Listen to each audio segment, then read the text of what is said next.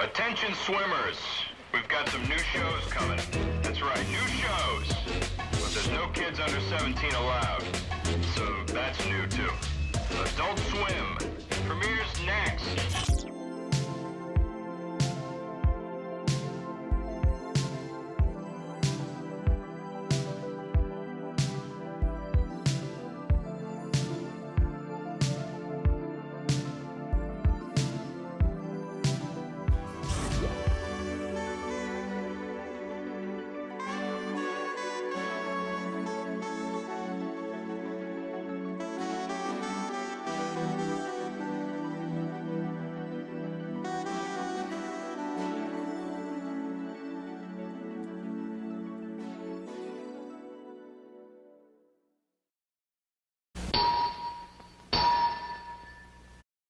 For over 2 decades, Adult Swim was unlike anything else on television. It gave us talking milkshakes, surreal nightmares, stop-motion superheroes, and some of the strangest shows you will ever see. It wasn't just another TV block, it was like this secret club that you had discovered while everyone else had gone to bed. But somewhere along the way, that feeling disappeared, it changed. So what the hell happened to Adult Swim? If you ask 10 different people, when exactly did Adult Swim peak? You'll probably get 10 different answers. Some might say the Aqua Teen Hunger Force era, like the early era. Others might say Robot Chicken. Some think Adult Swim is still making incredible television with shows like Smiling Friends, Common Side Effects, and even Rick and Morty. But almost everyone agrees on one thing. Adult Swim doesn't feel the same as it used to. And that's what I'm gonna figure out today in this YouTube video. Ladies and gentlemen, boys and girls, if you end up enjoying, please consider liking and subscribing. I love you. I make content on this kind of stuff all the time. You should go look at it after this. The more subs means more videos, which means me big happier. Anyways, to find out what went wrong, not even wrong, just what happened to Adult Swim, we first have to see what happened before Adult Swim. Ooh.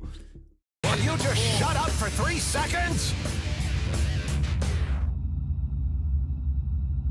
Yes, silence is golden. Like my delicious golden fries. They come with a kid's baffler meal. Baffle yourself with flavor. Okay, we heard you! To understand what happened to Adult Swim, we first need to understand why it existed in the first place. And surprisingly, it all started because Cartoon Network had a problem, and that problem was the hours of airtime that they had, where kids were already asleep, so it was basically useless. The executives didn't want to just sign off for the night, you know, just have blank nothing burger television going on. They wanted to fill those hours with something inexpensive and experimental. Instead of trying to compete with primetime television, they wanted to do the exact opposite and embraced being weird. Now, one of the biggest reasons Adult Swim even existed in the first place is because of Mike Lazo. Now, if you've been on this channel before and watched a few of my other videos, you've probably heard that name before because he is the former executive vice president of Adult Swim, as well as the executive producer on like 100,000 different shows that all aired on Adult Swim. It's actually insane how much this guy has been involved with all of these big roles in all of these. Bro was in Space Ghost Coast to Coast, and also he's been in the industry for 100 fucking years. And unlike most television executives, Lazo wasn't looking for something that was polished. He wasn't looking for mainstream hits. He was willing to let creators just kind of throw shit at the wall. Things that looked cheap, sounded bizarre, and quite frankly, sometimes made absolutely zero sense. And by sometimes, I mean like half the time, 90% of the time. For God's sake, go watch Perfect Hair Forever. You'll know exactly what I'm talking about.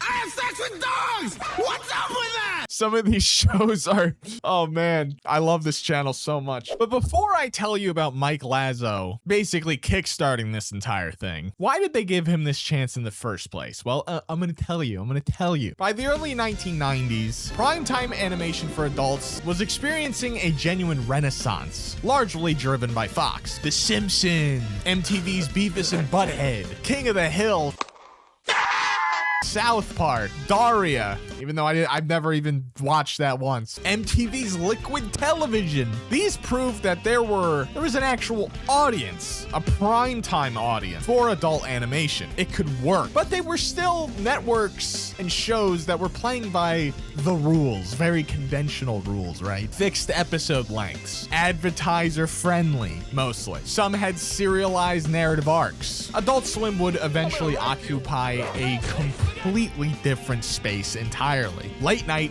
micro-budget, surrealist, and deliberately anti-commercial, even while being commercially successful. It's a bit ironic, if that's the word that I should be using for that. I know this is the third time I'm saying we can't talk about it before talking about this, but the story cannot truly begin without talking about Space Ghost Coast to Coast, the primordial experiment. This is the show that proved the concept, spawning almost every single Adult Swim early creator, and it set the aesthetic, the DNA. In the early days, Lazo was tasked with creating original programming for Cartoon Network. They owned mountains of Hanna-Barbera animation cells, old ones, but they essentially had zero budget. The question became, what can you make with basically nothing? The answer was a talk show hosted by a washed-up Hanna-Barbera superhero, Space Ghost, a C-list 1960s animated character from a show created by Alex Toth. He would interview real celebrities who would appear on a very tiny monitor beside Space Ghost's desk, and the host would be voiced by George Lowe, and also his former villains Zorak and Moltar would appear as supporting characters. Now, apparently there was a little credit dispute. According to Atlanta's magazine's oral history of the show, the official credit for who first pitched the Space Ghost as a modern-day talk show concept depends on who's telling the story. Programmer Karen Jones says it was a writer/voice actor Andy Merrill. Andy Merrill says it was Jones who first uttered Space Ghost Coast to Coast in an announcer voice. What's clear is that the concept crystallized in programming meetings that happened to coincide with Cartoon Network's daily Space Ghost rerun block. It premiered in 1994, April 15th, and it was Cartoon Network's first ever original series to actually be produced there. You know, that was them. That wasn't another people just buying a block on their cartoon on the network, right? Cartoon Network did that shit. Yeah. It was a technical innovation, right? It had incredibly limited animation, repurposed cells from the original 1960s cartoons. They would animate mouths over them, and these celebrity interviews were generally conducted over the phone and recorded to be played on a monitor in frame. The budget was absolutely microscopic. In the early days, the Space Ghost crew didn't even have an office or office space at Turner. Writer Matt Malero, we've seen him before, set up his workstation in a hallway. I love every single second of this story. That doing research for this was hilarious. The show was bizarre, surreal, and deliberately awkward. Space Ghost would ask celebrities about their superpowers.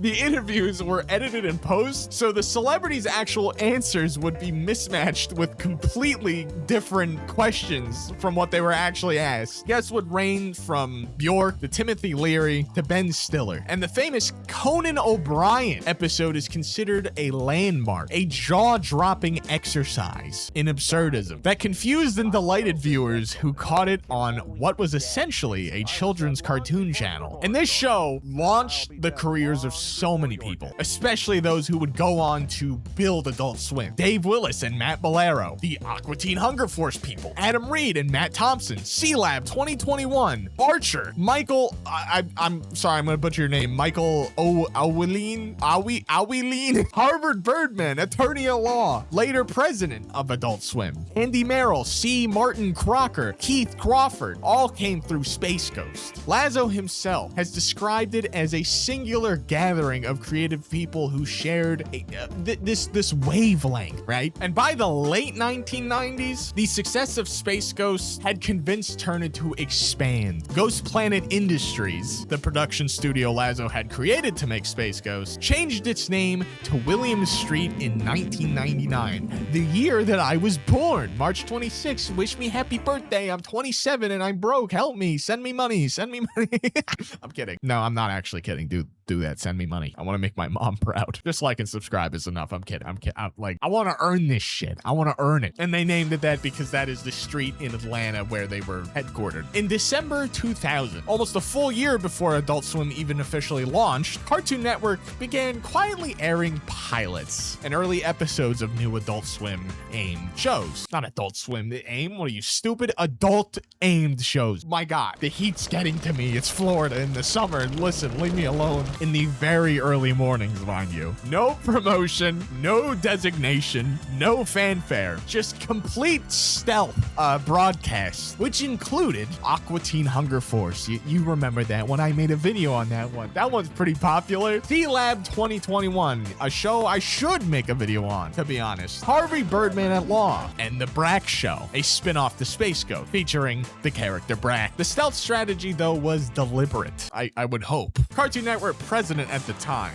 Betty Cohen, had been cautious about the adult block concept. Rightfully so. But they still wanted to test the waters before committing. Coach McGurk, what are you doing? Well, Brendan, I'm tracing my varicose veins. What does it look like I'm doing? Oh, right. September 2nd, 2001, only 9 days away from September 11th. 9/11. Coincidence? I think not. Adult Swim airs, launches just 9 days before. I just said that. I think Adult Swim caused the Twin Towers attack. As a New Jerseyan, I can make this joke because I can see the towers from Sandy Hook. I was 3 years old when this happened, okay? The block initially aired from 10 p.m. to 1 a.m. Eastern Standard Time on Sundays, with a repeat of that on Thursday nights as well. The name was in development. It would go from parental warning, parental block, even IBISO, IBSO. Apparently it means it's Spanish for stop. I don't know. Lazo did eventually settle on the beloved Adult Swim, in reference to the common policy at public pools, where adults get exclusive pool time. It's like the open gym I was just in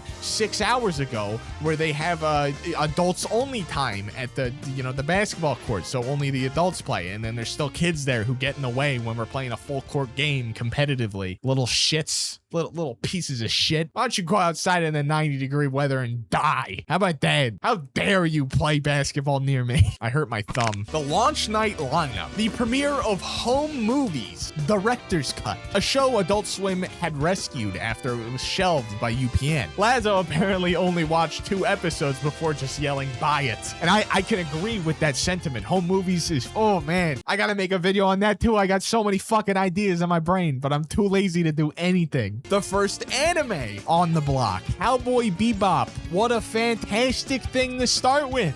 It premiered on the very first night. It was the first anime to ever air on Adult Swim. Isn't that wonderful? Isn't that splendid? Cowboy Bebop, what a classic. Aqua Teen Hunger Force debuted the following Sunday, September 9th, 2 days before 9/11. 9/11? Coincidence? I think not. With the episode Escape from Leprechaunus.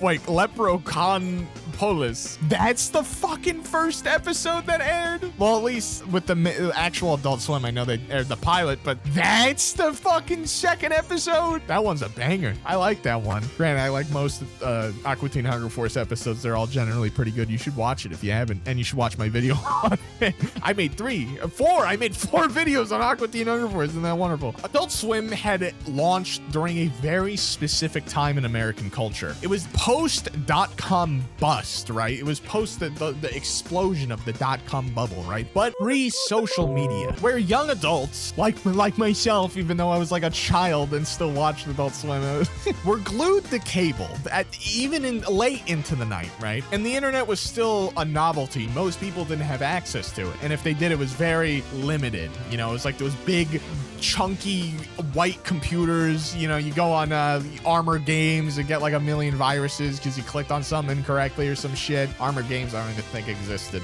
back then. Holy I'm so old. I was playing that one game. I forget what it was called. It came on a disc. You can make the food for like the children in like the kindergarten or whatever. I'm gonna find it when in post-production. I will put footage of that shit on my like as B-roll. The block spoke to a generation of slackers, stoners, and pop culture obsessives who felt undeserved by mainstream television. You know, this is some normie shit. I need something with some spice, you know what I'm saying? Hey, big guy, spaghetti meatballs. The fact that this aired on a channel that was pretty much exclusively for children made it more transgressive and special. You know, it's like, ooh, I'm going on the kids channel, but all the kids are in bed, so now it's time for the crazy shit to come on. And Adult Swim, really, it found an audience pretty quickly. By 2005, it had grown significant enough that Nielsen granted it its own separate ratings report distinct from Cartoon Network, a recognition that its demographic was fundamentally different from the daytime programming. Welcome to This Horse's Anus. Now, we really need to talk about the Four Horsemen, the founding shows. I've already mentioned them, but we do need to dig into them a little bit more. Aqua Teen Hunger Force, the flagship, the cream of the crop. Master Shake, a cup of milkshake. Frylock, a box of french fries, and Meatwad, a ball of meat, who lived in a house in South Jersey, which is an hour away from where I live. Well, used to live anyway. Adjacent to their neighbor, Carl Bruno, I can't pronounce his last name. I've heard it 1,000 times because I've watched the show 1,000 times, but I cannot pronounce his last name. Carl. They live next to fucking Carl, guys. One of the greatest cartoon characters ever created. The show had literally no consistent plot whatsoever, even within the episodes themselves, let alone across episodes. Reoccurring characters, yeah, I guess, but like each episode was a self-contained absurdist nightmare that were only 11 minutes long, but somehow felt like they lasted 20 while also moving at a breakneck speed. It really is just an experience. The budget was comically low. Its animation was primitive, and it became one of Adult Swim's longest running shows ever. In fact, I think it is the longest running show they've had. They still make episodes from time to time. Like they finished the series and then brought it back. I don't like the new animation. We'll get to that, but like the episodes aren't even terrible, but it defined the early Adult Swim aesthetic. Anti-narrative, deliberately cheap, surreal, transgressive, and just deeply funny to a very specific group of people or type of person. In 2007, it became one of the only Adult Swim shows to receive a feature-length theatrical release. Aqua Teen Hunger Force : movie, film for theater, which opened at number 6 at the box office.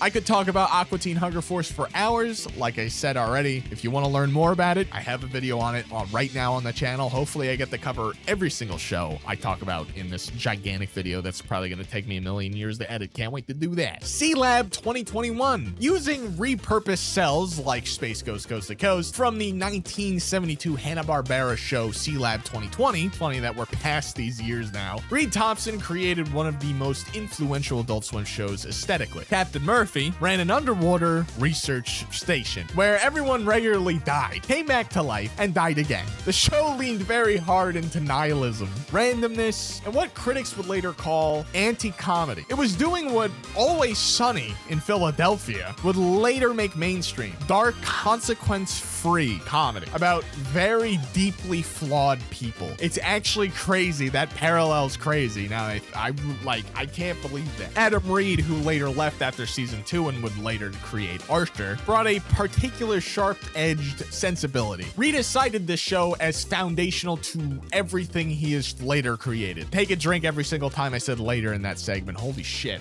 Harvey Birdman, attorney at law. They want to euthanize him. Oh, that's not so bad. Who doesn't want to be younger? Harvey Birdman also took the template of repurposing Hanna-Barbera characters, but deployed it differently. Sorry, I'm losing my voice. I'm recording this whole thing in one sitting. As a workplace legal comedy where washed-up superheroes and cartoon characters from the 1960s and 70s now had to navigate modern American life. Yogi Bear faced trial. Fred Flintstone ran from the mob. Not from the mob. He sorry, I'm retarded. He ran the mob. Shaggy and Scooby got busted for drugs. Gary Cole's performance as Harvey Birdman was a career-defying in a completely unexpected register. Warm, neurotic, deeply sincere about completely absurd things. That was a hard read, my bad. I'm not doing another take, fuck you. I'm the alpha male. I'm the alpha male. The show was Adult Swim's, or at least one of their more sophisticated productions from a writing standpoint. It satirized legal procedure dramas while simultaneously creating genuine character development. Stephen Colbert provided multiple voice roles, by the way. Fun fact. My fun little factoid there for you guys. Even though I fucking hate Stephen Colbert. Okay. The Brack Show. I wanna kick your ass. Less critically celebrated than the others, but very important. As an example of how early Adult Swim treated its characters, with genuine warmth and surreal affection. Brack, an alien child who lived with his eccentric parents, a human mother, and a Spanish-speaking alien father, was less bizarre than Aqua Teen Hunger Force, but demonstrated that Adult Swim could do something close to a traditional family sitcom just through their severely broken lens. Sorry, my face is starting to hurt from smiling so much. This makes me this shit just makes me so happy. I did mention home movies already, but they deserve an honorable special mention, let me tell you. Created by Brendan Small and Lauren Butchard, I'm sorry, I'm so bad at names, who would later go on to create Bob's Burgers. Just do it, bro. Styling, bro. It was originally animated in squiggle vision, all outlines constantly wiggling, and it was canceled by UPN after its first season. Adult Swim acquired it and switched it to Flash, and gave it a full run. The full run it deserved. The show is quieter, warmer, more melancholy than almost anything else in the block, especially the early lineup. It follows this 8-year-old aspiring filmmaker, his single mother, and his soccer coach, voiced by H. John Benjamin in what many consider his career-defining role, by the way. This guy voices an absolute fuck ton of characters and is hilarious for every single one of them. It's genuinely moving and funny in a way that doesn't rely on the shock of surrealism. It proved that Adult Swim isn't or wasn't just a vehicle for one kind of humor. You know, they could do other things. Another honorable mention would be the Family Guy Rescue era.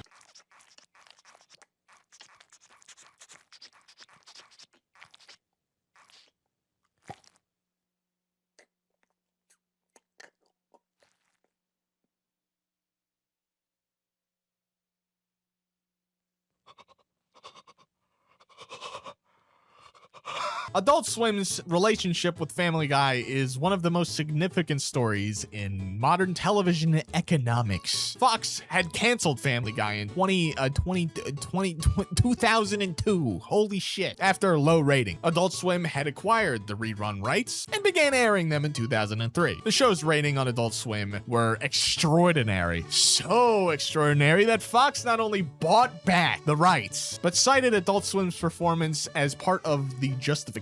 Family Guy returned to Fox in 2005. Oh my god. What do you mean what do you mean I could just do another take? Fuck you, I'm not doing that. You kidding me? I'm trying to get through this before it hits 12 a.m. This demonstrated Adult Swim's unique power as like this discovery engine for adult animation. The network was reaching the young adult demographic that was just undeserved elsewhere, and it was making them passionate about the shows that they'd missed or been too young to appreciate. The same pattern would later occur with stuff like Futurama. Their economic model was genius. They would run these cheap syndicated shows. Family Guy reruns, for example, cost far less than the original program, while simultaneously using those shows to build its brand and audience. Then they used that audience credibility to make original programming feel more valuable. And speaking of value, we're gonna start talking talking about the golden age, baby.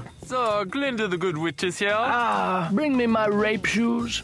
Between approximately 2004 and 2010, Adult Swim had entered this phase that many fans consider the creative peak, critics included. And I fucking hate critics, even though I guess I'm technically one of them, aren't I? I do reviews. Oh god, am I an asshole? The block had expanded its hours, diversified its portfolio in programming, and developed an unusually consistent aesthetic voice, while still supporting wildly different creative vision. A point of note for this massive golden age is that by December of 2007, Adult Swim had achieved the highest men 18 to 24 delivery of 164,000 viewers. Mind you, this is 2007. That's insane numbers for them. And a rating of 1.4. That is the highest in cable television history for that block of people. Up to that point, at least. Obviously, now it's probably insane because everyone's got a TV streaming service and all that bullshit in their home. But back in the wild era, that was crazy. Especially for a block with shows that have the budget of a peanut and a nickel. Y'all just killed my best platonic male friend, and now I'm gonna beat your ass. Driven by mostly the original programming of Robot Chicken. We'll get to that in a second, probably. One of the fantastic shows of this era is the Venture Bros. Yet another thing I have to fucking cover myself and keep forgetting to do it because it is a long-ass show and I don't want to have to sit through all that, but at the same time, it's really good, but I just don't have any time in the day anymore. That is humiliating. You can't just hose him like a convict. Oh, will you stop it? The kid's got ants on his ass. This is how you deal with the problem. Created by Jackson Public and Doc Hammer. What a fantastic name. The Venture Brothers is arguably the most ambitious original series Adult Swim has ever produced, and one of the most critically acclaimed adult series in television history. The show began as a parody of Johnny Quest and the 1960s adventure cartoon. But over its 7-season run, almost 18 years, a notoriously slow production, it evolved into something far more complex, a mediation on failure, legacy, masculinity, self-delusion, and the mythology of American adventure culture. Dr. Rusty Venture is a washed-up boy adventurer trying to live off his dead father's legacy while raising his sons in a world of super science and super villainy. The show invented detailed, sophisticated mythology, an entire guild of calamitous intent, detailed histories for every single character, and paid off long-running storyline years later, which is crazy for an Adult Swim show. Seasons would sometimes take 2 or 3 years to even arrive. The show was notorious for its gaps, which did frustrate fans. I'm sure plenty of them died, but it also contributed to its cult status. It was something that you had to be devoted to. In 2018, though, Adult Swim ordered them for a final season and movie to wrap things up. The movie, Radiant, is the blood of a baboon heart, or of the baboon heart, my apologies, was released in 2023 on Max, finally giving fans the conclusion they'd been waiting for. The movie received strong critical and fan reception. The Venture Bros is the show Adult Swim fans cite when arguing that the network can do and is very capable of genuine long-form artistic ambition, and its absence represents the what the network has lost. You know, there's nothing that really fills the gap that Venture Bros had. Another titan of the industry, Robot Chicken, my most viewed video at this point in time, 55K. I'm very proud of that. Created by Seth Green and Matthew Senri. Quick, offhandedly mention that time we all ended world hunger. What? I haven't heard an idea that bad since Hanna-Barbera launched Scooby-Doo.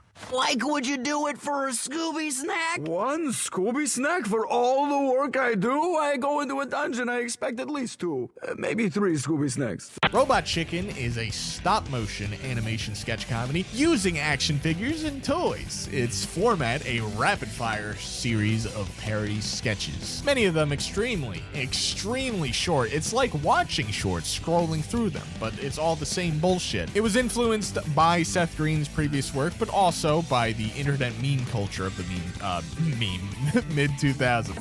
Fall to Bravo. Get ready for Pirates of the Caribbean! Arrgh! I love being a naughty pirate. Bravo! Somewhere along the line, we got really, really gay. And it became Adult Swim's most popular, profitable single property in terms of merchandise and cultural reach during its early years. It was responsible for some of the most significant record rating nights in Adult Swim's history. And it was arguably the first major television show to deliberately replicate and accelerate the internet's existing comedy. You know, rapid cutting, pop culture references, saturating the hell out of it, deliberate irony about commercial properties, and anticipated and reflected the way that the emerging internet culture consumed media. Please don't click off the video because I'm retarded. Please. Seth Green had said that the show was originally pitched to be made up entirely of 1980s action figures, but the broader stop motion animation came late. If you want to learn more about Robot Chicken and probably hear a tiny bit of repeated stuff from that, guess who made a very popular big video on that? Take a wild guess. Just go to my channel, go to videos, type press the popular button. It's gonna be the first fucking thing you see unless this gets more views somehow. It has some of the most watched episodes in Adult Swim history as well. A key point being the Star Wars episodes. Anyone remember that? The Star Wars Robot Chicken episodes? Probably one of the biggest parodies ever of all time. Absolutely, the absolute cinema. I'm doing the thing. I'm doing the meme. Metalocalypse. Who's next? Me, I'll go. Created by Brendan Small and Tommy Blacha? I don't know. Metalocalypse is probably one of the most unique shows to ever air on adult television, not Swim. Well, I guess that too, I don't know. It was a heavy metal satire that was also just a genuinely excellent heavy metal product. The show followed Death Clock, a death metal band so popular that they rank as the 7th largest economy on Earth. It satirized fame, music industry exploitation, and fan culture, while also playing entirely straight as a metal narrative. Critically, Brendan Small actually wrote and performed all of the actual Death Clock music himself, and it was genuinely good. It sold albums and tours. Now, I don't have much else to say about Metalocalypse. I didn't actually watch it myself. I did a little research into it because it is one of the bigger shows on Adult Swim. I will probably end up doing more research on it in the future when I watch it for a video within the next 2 years, because I have a lot of ideas that I don't never get to. The show was canceled in 2013, leaving the narrative unresolved. Fans were pissed about this for almost a decade, but in 2021, Adult Swim finally announced a direct-to-video film to conclude the entire story. Metalocalypse Army of the Doomstar was released on August 22nd, 2023, to strong fan reception. Yet another example of a weird concept that probably wouldn't work anywhere else, thriving on Adult Swim, on this very strange, very amazing block of television that I love so much. Moral Oral, 2005 to 2008, created by Dino Stamatopoulos.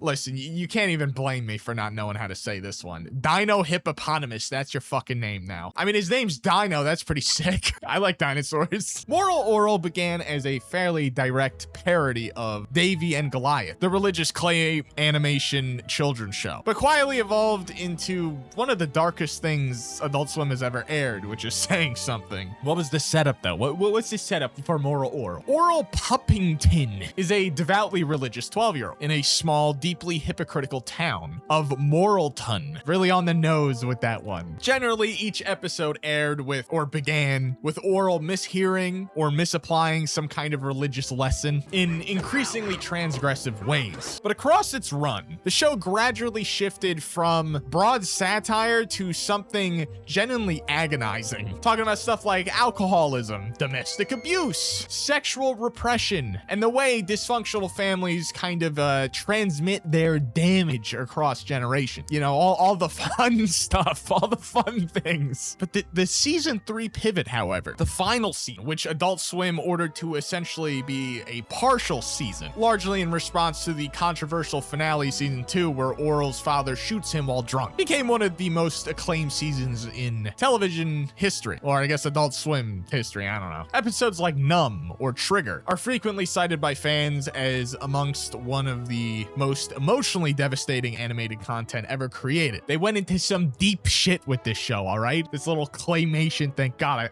I love this. Love Adult Swim.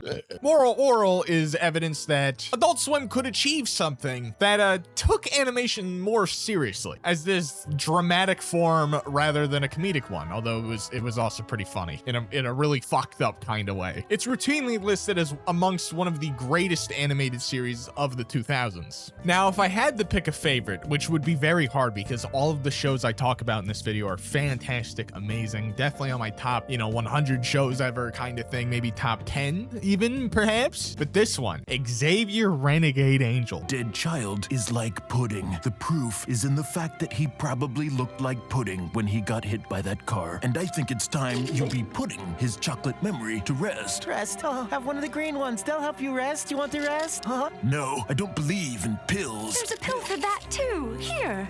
My parakeet feeds her babies every day. How come I don't get no din-din? Mommy loves only her pills. They stop my quivers. 2007 to 2009. Oh man, let me tell you, this show is something special, and God, I hope one day it gets a proper third season. Created by comedy group PFFR, Vernon Chatman and John Lee. If you watch my video, again, I made a giant video on this one too. You already know those names. Actually, they've created several things I've talked about already. Wonder Shoujo to be frank. Xavier Renegade Angel is perhaps one of the most aggressively experimental things Adult Swim has ever aired, on a regular basis, no less. Not just one-off episode, not just one little tiny, weird season. No. We got 2 full seasons of this fucking masterpiece. And that is how I developed my own chicken choking maneuver. As a tribute to my mother, I practice it on myself at night. Behold. Using intentionally crude, unsettling CGI animation, the show followed Xavier, a half bird, half man with a snake arm, and he's also like a goat, kind of. He's got hooves, and he's a shaman. He's a surrealist going on these spiritual quests. The dialogue is the best part. A just complete relentless stream of portentous non sequiturs, puns so layered they created new puns, philosophical gibberish. I see it's making me slur, and just pure nightmare imagery. You have to watch this show to really understand just how insane it is. I'm only violent if you're violent. But I'm not violent at all. Look! But you killed those people. Did I? What he doesn't know is that I'm using reverse psychology on him. For some reason, it's good. You could watch the same episode 100 times and always pick out something new because the dialogue's going a mile a minute. There's just jokes hammered in there constantly. Somehow they full circle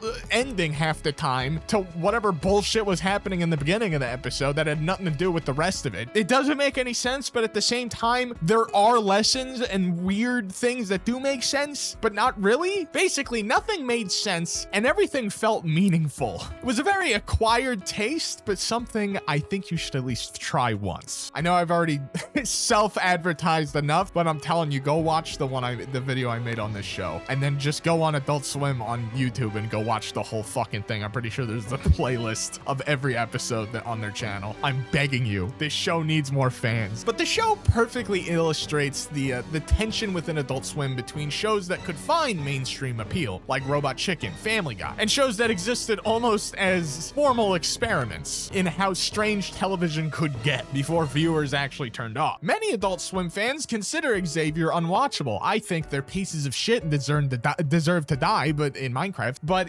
that's just my opinion.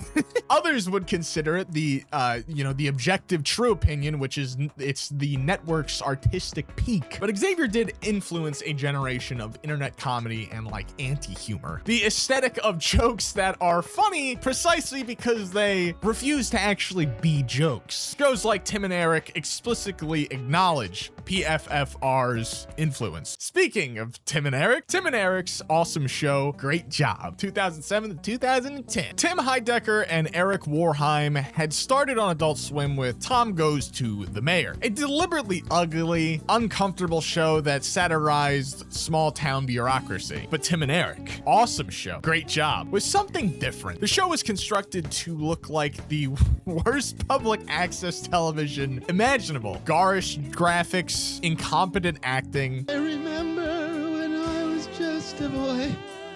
You took my puppy and left me all alone. You have to say, I'll be right back to dinner. You go into the bathroom and you pull up the flap.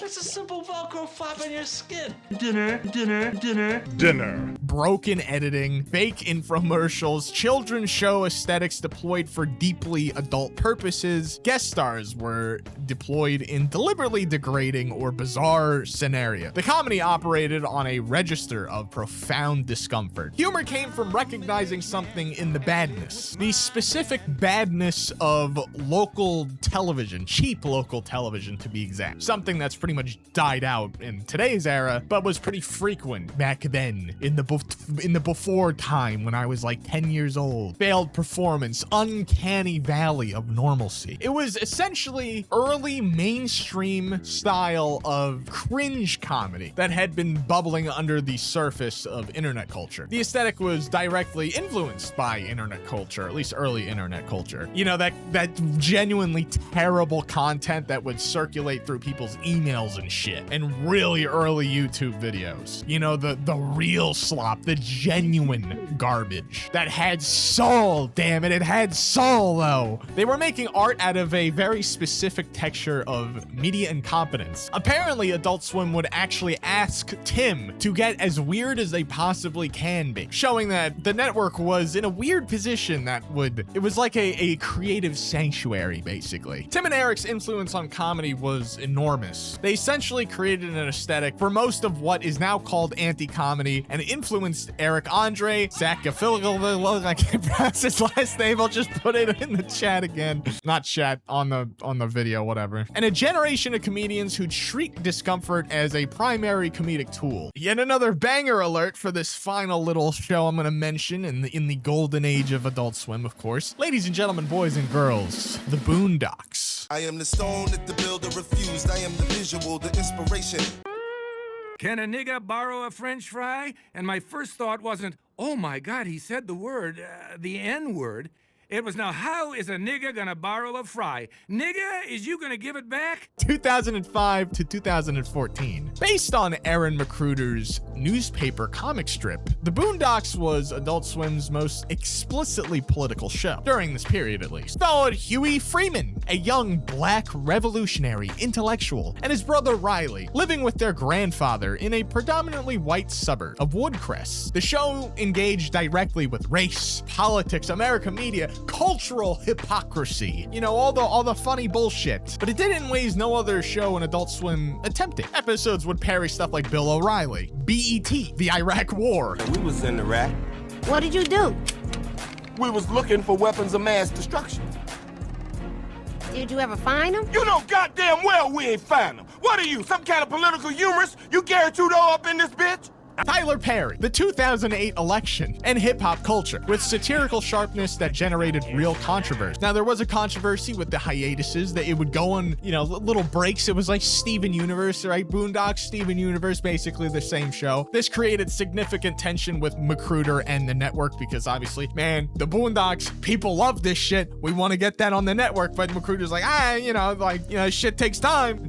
The show actually looks good. It's gonna take a little bit longer than fucking Photoshop Aqua Teen Hunger Force. I don't know what to tell you. And the show's final season in 2014 aired without McCruder's direct involvement following a reported dispute over the production, though the specifics were never fully disclosed publicly. As for the legacy though, and I don't want to talk about this show too much in this video because I want to make a whole fucking like hour-long video on the Boondocks because I love this show so much. I know. I can't wait for you. I can already hear you guys. Oh man, I can't wait for this fucking white boy to talk about the Boondocks for an hour in a later episode. episode. I can't wait for him to do that. Listen, I can jump really high.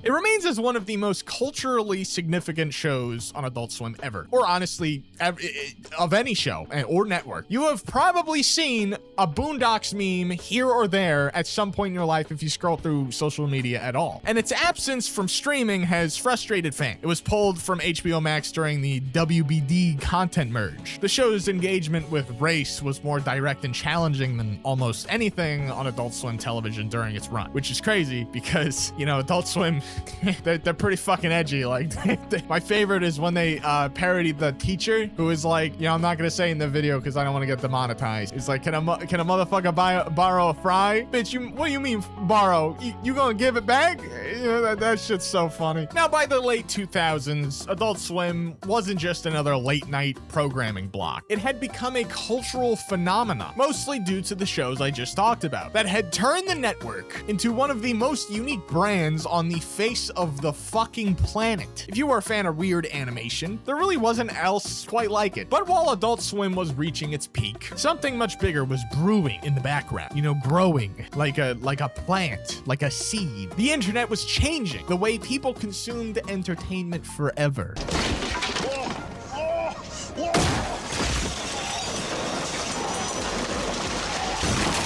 If the 2000s were defined by Adult Swim creating the aesthetic that the internet would eventually adopt, the 2010s were defined by Adult Swim actively responding to and amplifying internet culture. The network bumps, you know, the black text cards with cryptic, funny, or surreal messaging that would air between shows, had always functioned as this like proto-internet communication. They established tone, communicated directly with the audience, and created this sort of parasocial relationship that felt different from conventional network viewer dynamics. As social media started emerging, these bumps were shared, screenshot, and discussed online in ways that gave Adult Swim this native internet presence that most networks hadn't understood yet. They got into the cultural ethos of internet before pretty much everyone else, right? Most other network. The normie shit. The Adult Swim infomercial block became the clearest expression of this relationship. Beginning in the early 2010s, Adult Swim's deep overnight hours became a space for experimental short film that functioned like nothing else on television, and everything like the internet's most beloved weird corners. Too Many Cooks 2014, the moment Adult Swim had conquered the internet on October 28, 2014, 4 a.m. Eastern Standard Time, which is an insane time block. Adult Swim aired a 12-minute short called Too Many Cooks as part of, you know, their little infomercial block, created by Casper Kelly, a producer from Your Pretty Face is Going to Hell, and produced by William Street. The short began as a parody of opening credits from, like, you know, 1970s, 80s, and 90s American sitcom, you know, where all the cast is dancing around singing, oh, you know, everyone's happy in the family, they're showing off all the characters, that thing. It then gradually, inexorably, and horrifyingly mutated into something else entirely. A slasher film, a science fiction narrative, a meta-textual nightmare in which the credit text itself became the killing force. On November 7th, it was uploaded to Adult Swim's official YouTube channel. Within 24 hours, the video already had 332,000 views and 7,000 likes, which at that time was pretty damn good. The title Too Many Cooks became trending words on Twitter, Google, Tumblr, and Facebook simultaneously. Every major entertainment and media publication ran analysis pieces on it. The New Yorker ran an essay, the Washington Post ran a feature, Rolling Stone called it an instant cult classic. Filmmaker Ryan Johnson said on record that Too Many Cooks should have been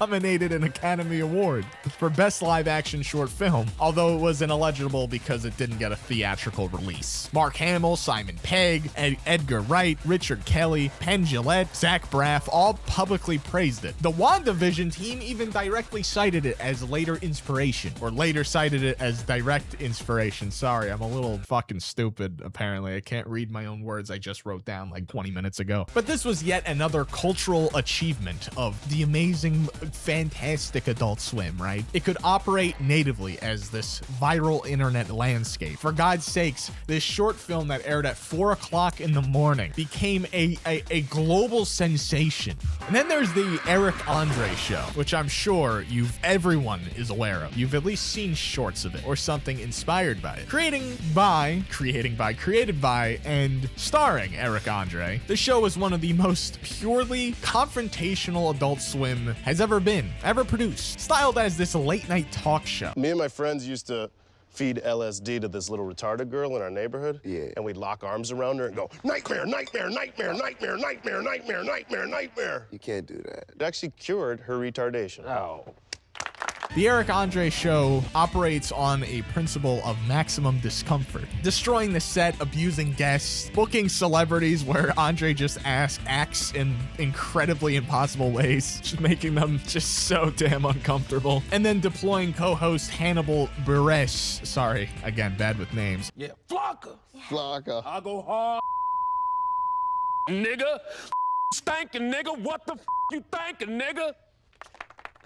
As a deadpan counterpoint, for the reaction memes. The show's desk destruction bits, cold opens, where Andre would systematically destroy the entire set before the opening title even shows, became incredibly iconic. The show would include Andre being so terrible that the actual celebrities would walk out in genuine confusion and then document their instances of discomfort. Andre has explicitly cited that Space Ghost Coast to Coast as a primary influence. I'm pretty sure I mentioned that earlier, but of course we're here. We're talking about the show now. And the show had a massive, and still has a massive, cultural impact to this day. Eric Andre has produced more viral clips than any other Adult Swim show. Probably any other. I don't actually have the figures for this, but I consume a lot of shorts myself while I'm pooping, so trust me on this. I know what I'm talking about. At least on Instagram Reels. It gets real bad on Instagram Reels, dude. Do not look at my For You page. You're gonna think I'm evil. I didn't do that for months. I didn't drop a bomb on Paris.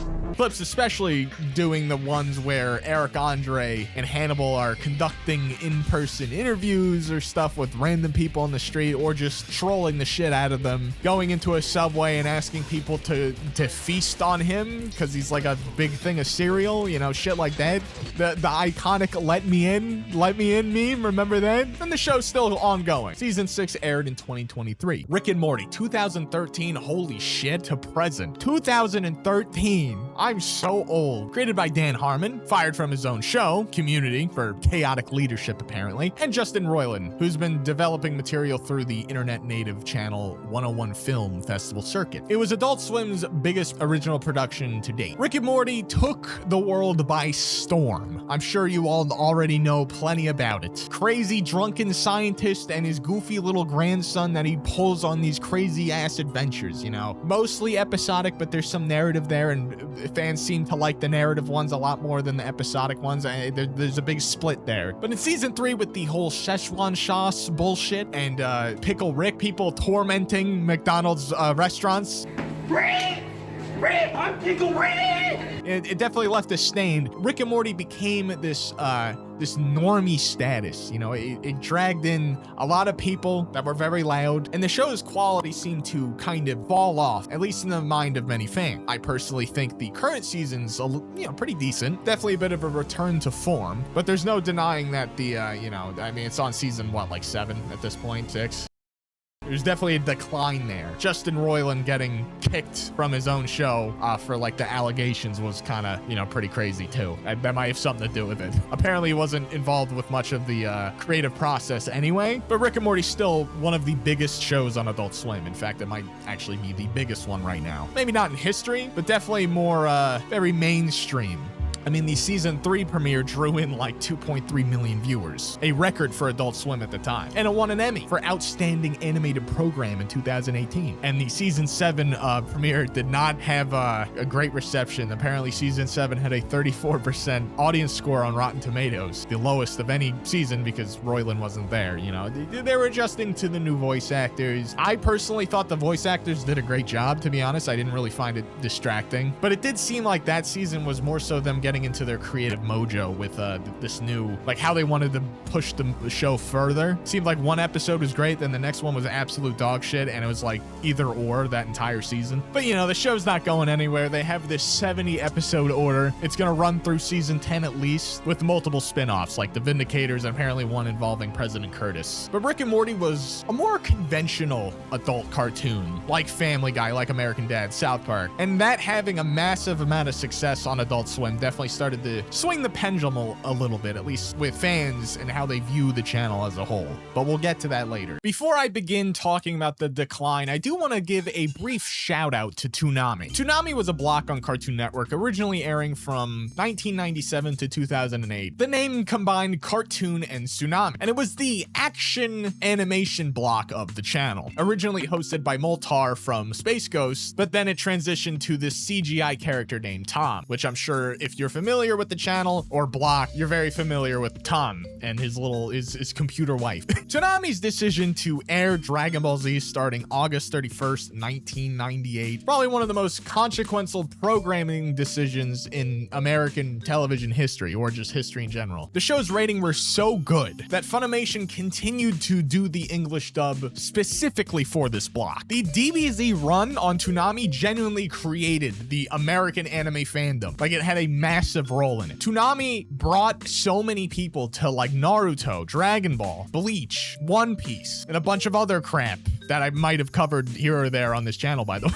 Cowboy Bebop, Sailor Moon, Trigun, Inuyasha, never got into that one, Gundam, Gurren Lagann, and literally hundreds more. I watched the original airing of Space Dandy myself when it came out, although that was past 2008. It was eventually canceled, but then brought back because they did an April Fool's where they brought back Toonami for a night, and people were so going crazy on the internet that they you know, hashtag bring back Toonami and all that shabackle, that it was revived in 2012 as a permanent Saturday night, late night anime, you know, slop. Not slop. It's not slop. I love anime, but, you know, airing uncut versions of more mature titles, including stuff like Dead Man Wonderland and Casser and Sins, alongside returning classic My Hero Academia, Attack on Titan, Kill la Kill, Mob Psycho 100, JoJo's Bizarre Adventure. This was where you went to watch anime before streaming became the mainstream thing to do everything on. This introduced me personally to so many classics. So now that we've gone through everything, right, it's clear that Adult Swim had a massive cultural impact, produced banger after banger after banger of just pure cult classics and even mainstream anime. But Dakosity, this video is titled The Rise and Fall of Adult Swim. Where was the fall? You've done nothing but glaze this channel for the entire God knows how long this video is going to end up being. Well, for starters, cable is dead. Cartoon Network and Adult Swim combined from 2014 to 2024 lost over 83% of their advertising revenue, an absolutely staggering figure. That is a lot of moolah. As well as in June of 2025, WBD layoffs occurred. Adult Swim faced multiple rounds of significant staff reduction, job cuts, voice actors and industry insiders reporting diminished capacity for original series development, and even programming team cuts, shows being canceled or lost. Of course, the WBD era with the departure of the Boondocks from streaming, the cancellation of developing series, the disappearance of Space Ghost Coast to Coast from Max for unknown reasons, the deletion of Metalocalypse, and the general shrinkage of original programming slate. And in the late 2024 and 2025, Adult Swim's schedule began to be more conservative, relying more on staples like Family Guy, Bob's Burgers, Rick and Morty, Robot Chicken, and away from those experimental originals channels that made the channel have its identity in the first place. The checkered past block was even discontinued. Cartoon Network proper, you know, the daytime portion of the channel basically, had been seeing fewer than 55,000 viewers at any given day in early 2026, which is insane. DirecTV didn't even include Cartoon Network in its new $35 entertainment package, though it did keep Adult Swim, ironically. These are signs that the channel has been functionally deprioritized by its own parent company. And in general, it mainly is because cable is just dead, right? With the abundance of streaming services, there's so much more competition, and fan sentiment in general cite that the departure of Mike Lazo, the WBD bullshit, you know, Warner Brothers, and the perceived conservatism, not politically, like literally conservative, you know, being very risk-free, just like, oh, okay, we're just gonna keep doing the safe shit, and perceived conservatism of the current programming block is evidence that Adult Swim has fundamentally changed from what made it special, why it was such a cult hit. The argument is not simply that the network has fewer good shows, but more so that the institutional culture that made those good shows possible no longer exists in the same form. But there is a light at the end of the tunnel here, okay? Stuttering's getting bad by the end of this. I love kids, Charlie. I love kids. There is a case for resilience here. This is where I'm going to give you the twist. Yes, it's the rise and fall, but it fell into something better. Not better, but different good. There's still light there, right? We may miss, you know, the crazy, super cheap, insane, brain rot, stoner fuel slop that was better than mainstream cartoons somehow of the past, right? You know, with Aqua Teens, Xavier, and we hope those come back. Hell, Aqua Teen Hunger Force randomly gets episodes here and there with, albeit less than stellar animation. It's better animation, right? But like, we want the show to look like shit. That was part of the appeal. The jokes aren't necessarily as bad in the new ones, but you get what I'm saying? There's just something missing, right? But we still get shows like Primal. Gwendy Tartakovsky, I never say his names right. The guy, you know, Samurai Jack, Dexter's Lab, Hotel Transylvania. Dude made a dialogue-free series of a caveman and a frickin' T-Rex character who bond with each other and go on these crazy adventures. Primal's fantastic. Please go watch it. And I made a video on that too. Just a stunning artistic achievement by any measure. It is a beautiful show, aired on Adult Swim, critical acclaim, won a fucking Emmy for outstanding individual achievement in animation, in multiple categories, by the way. And this is well into the supposed decline era of, you know, 2019 to current. Not current, the show ended with season 3 with the zombie, you know, I'm not gonna spoil shit. And then we have Smiling Friends, another, not Rick and Morty, it's not Rick and Morty, that's not what I'm saying, but it hit that mainstream appeal. Fucking everybody nowadays knows about Smiling Friends, and for good reason. Created by Australian animator Michael Cusack and internet animator Zach Hadel, known online as Psycho Pebbles, or Psychic Pebbles, not Psycho. I've been watching this guy since I was fucking 8 years old. How am I gonna get his name wrong, dude? Shut the fuck up, Leo. That's Uni Cartoons. What am I doing? It's not even the right guy. Smiling Friends premiered as a pilot during the Adult Swim April Fool's Day programming in 2020. I'm sure everyone already knows about Smiling Friends watching this video, but you know, it's just a show about these employees who work for this company that try to make people smile, and very funny antics ensue. It is a direct product of the internet culture, internet animation culture to be exact. Cusack and Aim Hadel both came from YouTube and Newground. These people are veterans in the industry, and they make some damn good product, as well as having some bizarre, you know, guest appearances from mostly other internet stars, you know, like the fucking, you know, the Salad Fingers guy, David Finch, I think his name is. You think I would have written that down? I'm going off script a little bit here. And what's his name? Chills, the number 15 foot lettuce guy, and many, many more. The show recently ended because the creators basically had burnout. To many fans' disarray, right? We're very upset, but we understand. We don't want them to make this into some kind of SpongeBob where it just goes on forever and gets worse and worse and worse and ruins the legacy, right? The show ended on a banger. It started on a banger. The whole thing's a bang. And it's funny because, yet again, an April Fool's thing starts this titan of the industry. Adult Swim, April Fool's Day, Toonami gets revived, and the Smiling Friends pilot aired on the same thing. But this is yet another demonstration that the block hasn't declined, right? I mean, it has in the sense I mentioned earlier with the weird shows. Like Smiling Friends definitely isn't a conventional adult animation, you know, like Family Guy, like the real slop that you would see, like, you know, season X funny moments compilations made by frickin' Indian bots, you know what I mean? Like, these shows clearly had souls put into them by God himself. But it's not like, you know, like Aqua Teen Hunger Force, Xavier, early Robot Chicken. Modern Robot Chicken's still pretty good. And then there's Common Side Effect, created by Joe Bennett and Steve Healy, Adult Swim's most recent Emmy-nominated original series. A show about a guy getting high on mushrooms. It's not really the whole thing. I've only seen clips of it. I'm not gonna watch every show I do research on here, but it's really good from what I've seen and heard. Guy like finds a mushroom and it's like a miracle drug, and like the government, you know, wants to take him out and shit because big pharma and all that nonsense, you know. Nothing we haven't really seen before, but it does it really well, apparently. I mean, it won an Emmy for it. It was nominated, sorry, my apologies. Samurai Jack got revived and finished in Adult Swim. Season 5 was great, you know, it was pretty acclaimed, although people were upset with the ending. It definitely felt kind of rushed, in my opinion. You know, as a fan of the series, I was like, But this shows them willing to go back and finish stuff that people have been asking for years. I mean, there was a 13 gap between this and when the show stopped airing on normal Cartoon Network. And hell, it's even cooler because it's like, oh man, now, dude, this is a kid's show. We're all grown up now. Now Samurai Jack, he can start fucking killing people. He can just start killing people.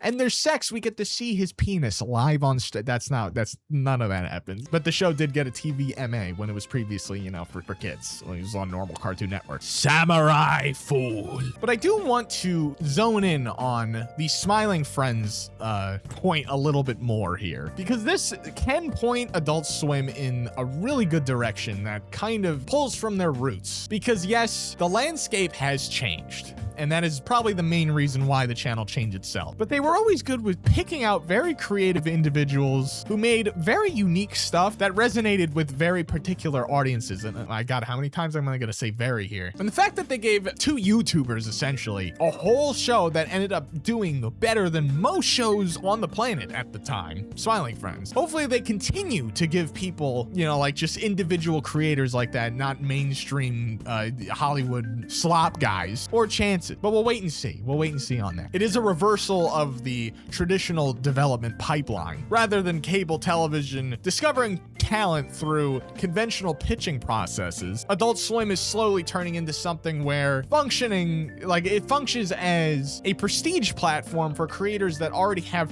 proven internet audiences. This mirrors what Netflix and Amazon have done with YouTubers and podcasts, by the way. But that raises the question, is Adult Swim still the same kind of cultural institution it was in 2001? When Mike Lazo was making something genuinely unknown on a shoestring of a budget from a beat-up building in Atlanta? Or has it become something more of a branded platform for adult animation, where the Adult Swim name serves as a quality signal rather than a creative community with a specific identity? The answer may depend on entirely who you ask. So did Adult Swim really rise and fall? In a way, yes. In a way, it did. There was definitely a rise. There was definitely a peak there. But Adult Swim is still here, and they're still making pretty decent content. It's just that the culture around it and their identity has shifted, leaving some older fans in the dust, or I guess wanting the things of old, but not necessarily completely abandoning their roots, which is a good thing. They more so just had to adapt with the time, because unfortunately, the 2 a.m. block on television doesn't really work anymore when everyone's just using streaming anyway and they can just watch whatever they want all the time. You kind of have to put that stuff in their face 24/7 now. And unfortunately, if we start shoving Xavier Ray and Renegade Angel in people's faces, some people are going to turn away and think this is the most disgusting thing they've ever seen. So they have to try and make stuff more mainstream, while at the same time, they're still doing a pretty good job getting those more creative, more unique, genuine soul cartoons out there. I just wish they would make some more lower budget shit, because it's really funny. But anyways, I covered so much stuff in this video. I might have gotten some stuff wrong. Maybe I missed some stuff I didn't talk about, or maybe you just want to say something in the comments to me about this subject whatsoever. I don't know. I love this channel. I love my channel. You should subscribe to it. But ladies and gentlemen, boys and girls, that was the rise and fall of Adult Swim.